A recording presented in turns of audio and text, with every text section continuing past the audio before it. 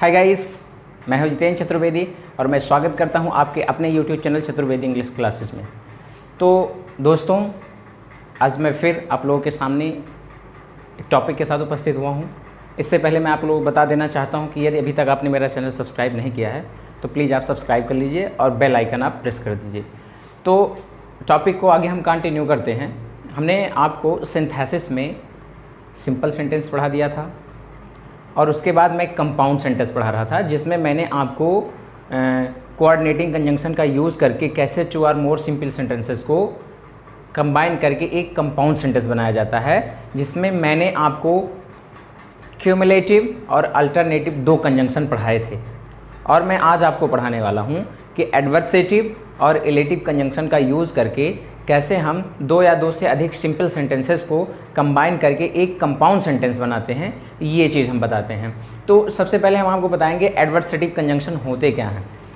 हमने उस दिन आपको कंजंक्शन डिफाइन करके बताया था कि कंजंक्शन होते क्या हैं, उनका क्या कार्य होता है और वो कितने प्रकार के होते हैं।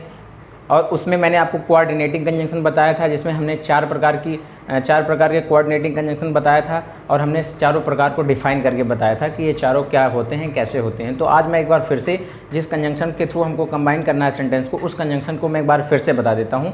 तो आज हमें एडवर्सेटिव कंजंक्शन का यूज़ करके 2 और मोर सेंटेंसेस सिंपल सेंटेंसेस को कंबाइन करके एक कंपाउंड सेंटेंस बनाना है। तो एडवर्सेटिव कंजंक्शन होते क्या हैं? एडवर्सेटिव कंजंक्शन वे होते हैं जो विरोध बताने वाले 2 सिंपल सेंटेंसेस को ऐड कराते हैं, कंबाइन कराते हैं, जिनके थ्रू हम क्या करते हैं, 2 अपोज करने वाले या कंट्रास्ट बताने वाले, अपोजिशन बताने वाले या फिर कंट्रास्ट बताने वाले स्टेटमेंट को हम उनके थ्रू कंबाइन करके एक कंपाउंड सेंटेंस बनाते हैं। जानते हैं, जब भी आपका कोऑर्डिनेटिंग कंजंक्शन का यूज़ होकर के कोई 2 सिंपल सेंटेंस आपस में कंबाइन होगा तो वो आपका कंपाउंड सेंटेंस होगी। क्या होगा?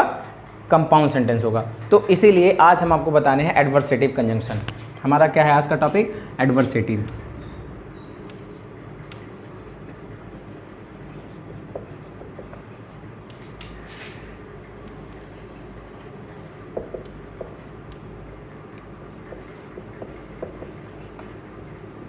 एडवर्सेटिव कंजंक्शन अर्थात विरोध बताने वाले। कैसे कंजंक्शन? जो विरोध बताते हैं, 2 स्टेटमेंट के बीच में विरोध अर्थात कंट्रास्ट बतलाते हैं, वो क्या होते हैं? एडवर्सेटिव कंजंक्शन होते हैं। तो अब इसका यूज़ कब किया जाता है?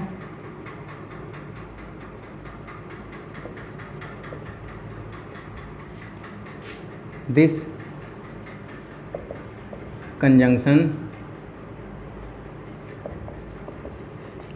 Is used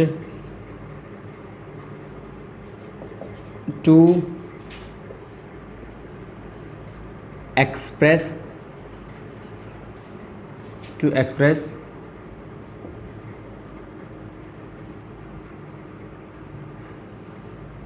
opposition or contrast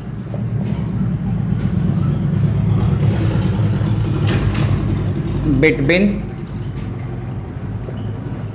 2 statements. अर्थात एडवर्सेटिव कंजंक्शन का यूज़ तब किया जाता है जब हमें कोई 2 स्टेटमेंट हो, अर्थात कोई 2 सिंपल सेंटेंसेस हो और जिसमें दोनों सिंपल सेंटेंसेस में एक दूसरे का कंट्रास्ट अर्थात एक दूसरे का विरोध बतलाया जा रहा हो, तब हम एडवर्सेटिव कंजंक्शन का यूज़ करते हैं। इसमें आते क्या क्या हैं? जैसे आपका हो गया but, eight, still, nevertheless, etc। ये सारे कंजंक्शन आते हैं किसके अकॉर्डिंग? एडवर्सेटिव कंजंक्शन के अकॉर्डिंग। फिर से एक बार मैं बता दूं कि एडवर्सेटिव कंजंक्शन का यूज़ वहाँ किया जाता है जब 2 सिंपल सेंटेंस हो और दोनों सिंपल सेंटेंस एक दूसरे का कंट्रास्ट बतला रहे हो, अर्थात एक दूसरे का विरोध बतला रहे हो, तो वहाँ आप एडवर्सेटिव कंजंक्शन का यूज़ करके आप सिंपल सेंटेंसेस को कंबाइन करके एक कंपाउंड सेंटेंस बनाएंगे। तो जैसे हम एक एग्जाम्पल लेते हैं, हमारा एग्जाम्पल है जैसे he is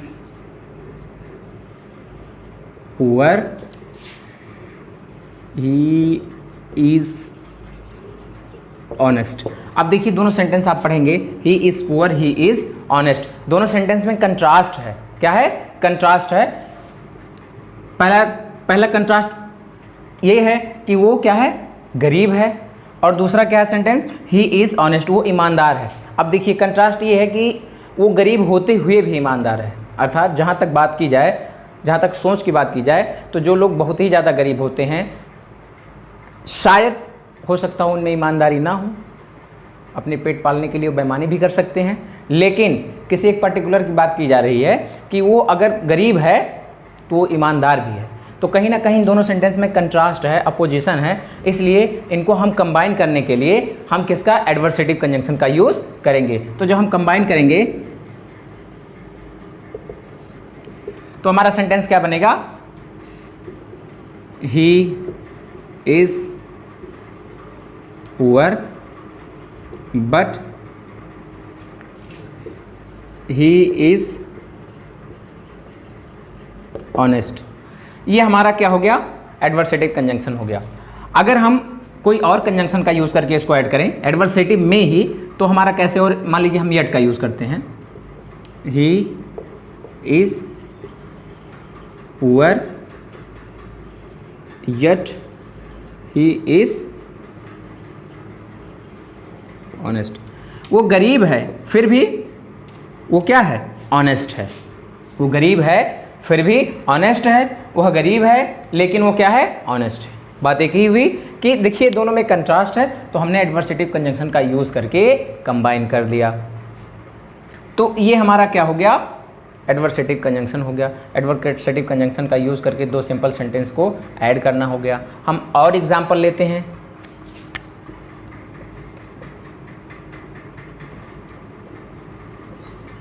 Ravi is rich, he is miser. अब इसको जब हम कंबाइन करेंगे तो क्या होगा? Ravi is rich but he is miser. Ravi is rich but he is miser. अब देखिए यहाँ क्या हो गया? एडवर्सेटिव कंजंक्शन का यूज़ करके हमने इन दोनों इस सिंपल सेंटेंस को और इस सिंपल सेंटेंस को ऐड कर दिया। अब फिर कुछ और एग्जाम्पल लेते हैं।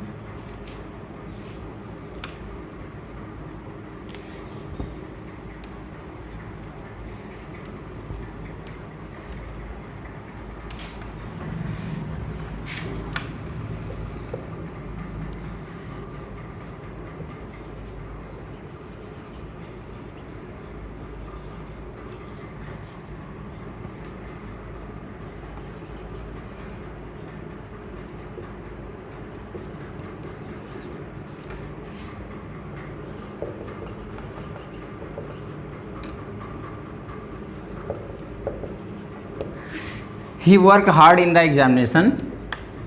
He failed. अब क्या हो गया? कहता है he worked hard in the examination. उसने परीक्षा में तो कड़ी मेहनत किया लेकिन he failed. वो क्या हो गया? फेल हो गया। अब इसको जब हम कंबाइन करेंगे तो क्या हो जाएगा हमारा सेंटेंस कंबाइन वाला? ही, देखिए हमने बताया ना कंट्रास्ट बतलाए, दोनों सिंपल सेंटेंस एक दूसरे कंट्रास्ट। अब देखिए जो व्यक्ति एग्जाम में कठिन परिश्रम करेगा क्या वह फेल हो सकता है? क्या वह फेल हो सकता है? यदि दोनों सेंटेंस को पढ़ने के बाद कंट्रास्ट दिखे अर्थात विरोध दिखे तो आप जान जाइए कि हमें अगर सेंटेंस को पढ़ने के बाद सेंस में अगर विरोध दिखे और उसको जोड़ करके एक कंपाउंड सेंटेंस आपको बनाना रहे तो आप जान लीजिए कि एडवर्सेटिव कंजंक्शन का यूज़ आपको करना है। तो आप एडवर्सेटिव कंजंक्शन में लाएंगे, उसी के अकॉर्डिंग आप कंबाइन करें। जैसे he work hard in the examination,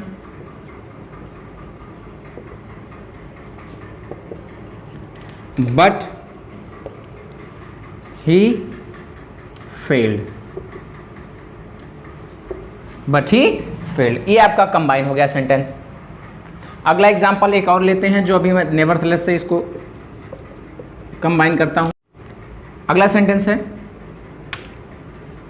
he was tired, he kept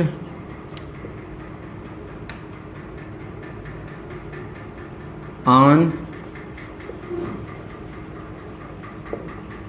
working. He was tired, he kept on working. अब कंबाइन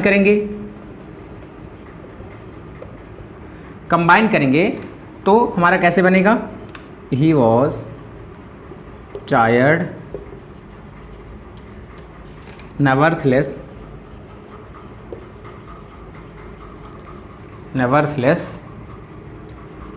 he kept on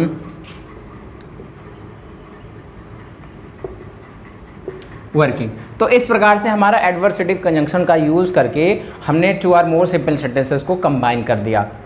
कैसे कंबाइन किया आप देख रहे हैं, सभी कंजंक्शन का यूज़ करके। कब यूज होता है? जब दो स्टेटमेंट रहेंगे और दोनों में एक दूसरे का कंट्रास्ट लगेगा, एक दूसरे के अपोज रहेंगे दोनों सेंटेंस, तब हम एडवर्सेटिव कंजंक्शन का यूज़ करके एक कंपाउंड सेंटेंस बनाएंगे। अब हमारा अगला कंजंक्शन होगा इलेटिव कंजंक्शन। अगला होगा इलेटिव। हाँ तो डियर, हमारा अगला कंजंक्शन है इलेटिव कंजंक्शन।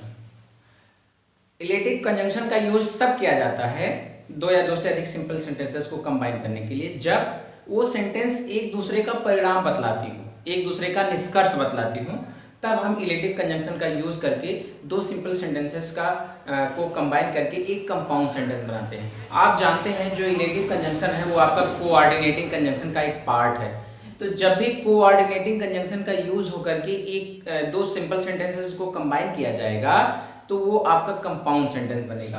तो हमने बताया कि इलेटिव कंजंक्शन जो होता है, ये कंजंक्शन तब यूज किए जाते हैं जब जिन सेंटेंस को ज्वाइन करना है वो एक दूसरे का परिणाम बतलाते हो। क्या बतलाते हो? एक दूसरे का निष्कर्ष बतलाते हो, परिणाम बतलाते हो। इसमें कंजंक्शन कौन कौन से होंगे? फॉर होंगे, शो होंगे, देयरफॉर होंगे, हेंस होंगे, एक्सेट्रा और भी होंगे। तो ये सारे कंजंक्शन इसमें पाए जाते हैं। अब हम एग्जांपल के थ्रू आपको बताते हैं। जैसे he is the son of a teacher. He is the son of a teacher. He is intelligent. He is intelligent. अब हम कंबाइन करेंगे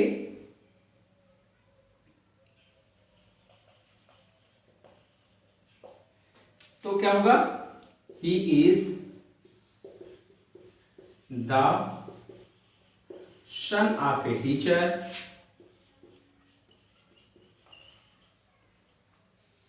Therefore,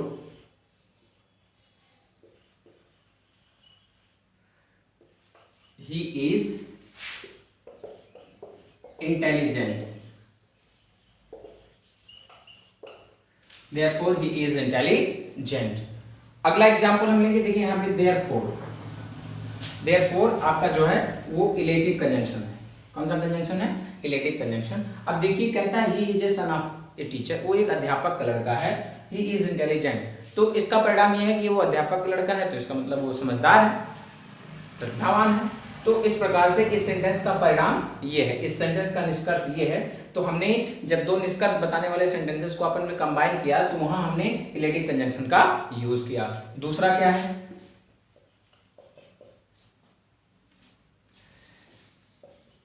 it is very dark, we should not go out. It is very dark, we should not go out. अब इसको हम कैसे combine करेंगे?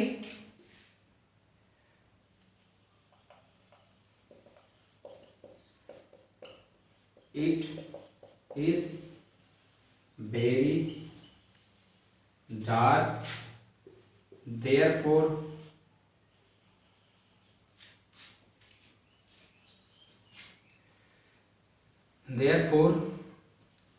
we should not go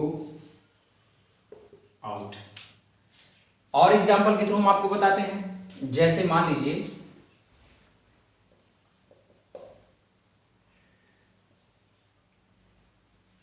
he was honest,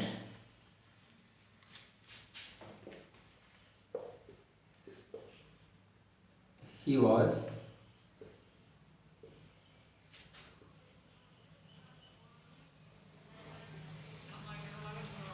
rewarded।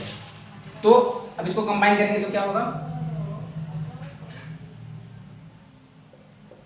he was honest, so he was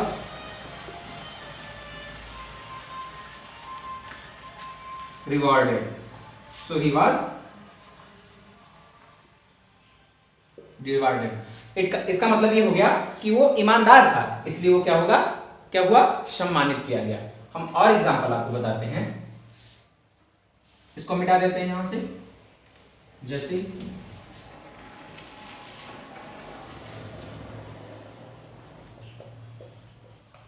C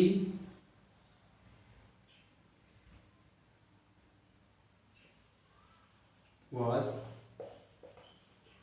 punished, she was punished, she came late। अब इसको जब हम combine करेंगे तो क्या होगा, कहता है she was punished for she came late। वो पनिश की गई, क्यों, क्योंकि वो लेट आई थी। फॉर जो है ये आपका परिणाम बतला रहा है, परिणाम बतलाने वाले दो सेंटेंसेस को कंबाइन कर रहा है। तो इस प्रकार से ये हमारा फॉर कंजंक्शन यहां यूज हुआ, देयरफॉर यहां यूज हुआ, सो यहां यूज हुआ। इस प्रकार से हमने इलेटिव कंजंक्शन का यूज करके दो निष्कर्ष बतलाने वाले सिंपल सेंटेंसेस को कंबाइन करके एक कंपाउंड सेंटेंस बनाया।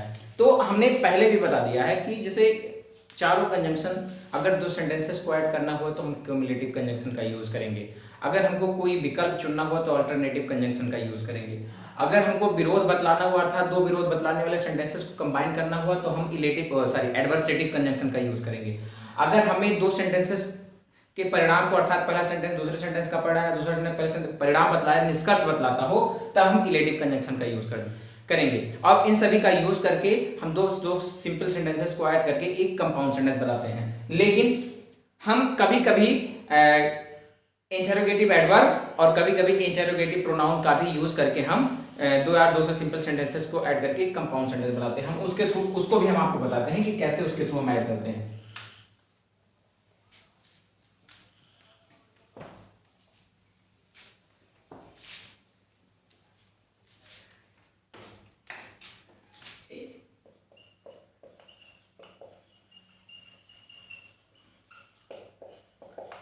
इंटरोगेटिव प्रोनाउन जैसे which, whom, who, etc. etc. Interrogative pronoun, interrogative adverb.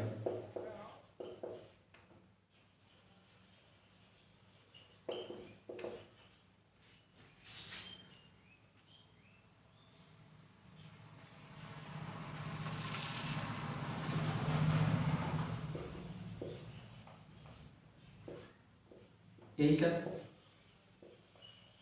where, when, which, etc.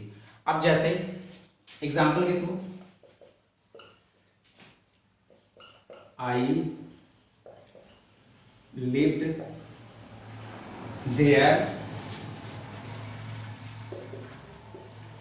you came from there. तो अब इसको जब हम कंबाइन करेंगे तो क्या होगा, I lived there where you came from, अर्थात जहां से तुम आते हो मैं वहां रहता हूं। तो जो ये वेयर है ये आपका इंटरोगेटिव एडवर्ब है जिसका यूज करके हमने दो सिंपल सेंटेंसेस को कंबाइन करके कंपाउंड सेंटेंस बनाया है। और दूसरा एग्जांपल लेते हैं,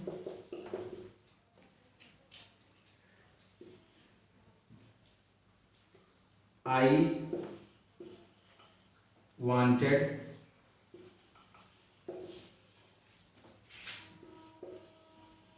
the book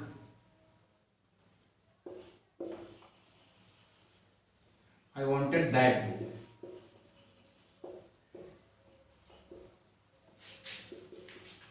You liked most. I wanted that book. You liked most.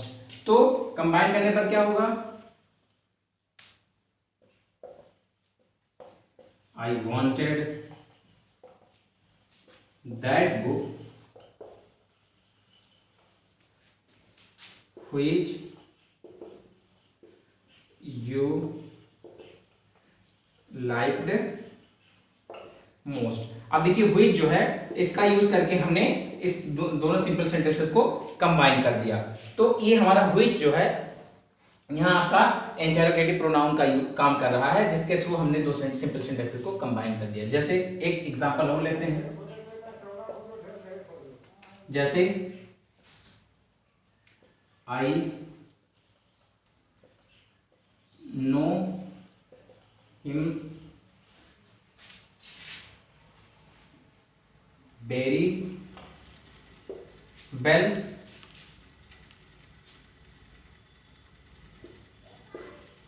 You met in the market. तो अब हम इसको जब कंबाइन करेंगे तो क्या होगा, आई know him very well whom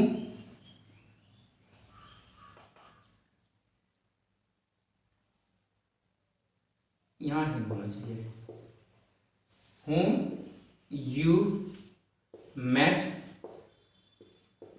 in the market. अब देखिए जो हिम है वो यहां है, तो अब ये हिम और हिम को आपस में जोड़ करके कंपाउंड सेंटेंस, अर्थात देखिए आई नो हिम वेरी वेल, मैं उसे बहुत अच्छी तरीके से जानता हूं, हूं माने जिसको, अर्थात उसे जिसको, जिससे you met to in the market, जिससे तुम मार्केट में मिले थे। तो ये जो हिम के लिए यहाँ हुम आया है, ये हिम के लिए हुम आया है, इस हुम का यूज करके हमने दोनों सिंपल सेंटेंसेस को कंबाइन कर दिया। तो इस प्रकार से हमने आपको बताया कि इंटरोगेटिव प्रोनाउन और इंटरोगेटिव एडवर्ब का भी यूज करके हम सिंपल सेंटेंसेस को कंबाइन करके एक कंपाउंड सेंटेंस बनाते हैं। तो इस प्रकार से हमने आपको सिंपल सेंटेंस पढ़ा दिया, उसके बाद कंपाउंड सेंटेंस पढ़ा दिया। कंपाउंड सेंटेंस में चारों कंजंक्शन का यूज करके और इंटरोगेटिव एडवर्ब और इंटरोगेटिव प्रोनाउन का भी यूज करके हमने सारी चीजें कैसे क्या कहते हैं, दो सिंपल सेंटेंसेस को कंबाइन करके एक कंपाउंड सेंटेंस बनाया जाता है। ये चीजें हमने आपको बता दी। अब मैं आगे की वीडियोस में पढ़ाऊंगा आपको कि कैसे दो या दो से अधिक सिंपल सेंटेंसेस को जोड़ करके कॉम्प्लेक्स सेंटेंस बनाते हैं। तो पुनः एक बार फिर मैं आपको वही पुरानी बात बताने का प्रयास करूंगा कि यदि आप अभी तक आपने मेरा चैनल सब्सक्राइब नहीं किया है तो प्लीज़ आप सब्सक्राइब कर लीजिए और बेल आइकन दबा दीजिए। Thank you.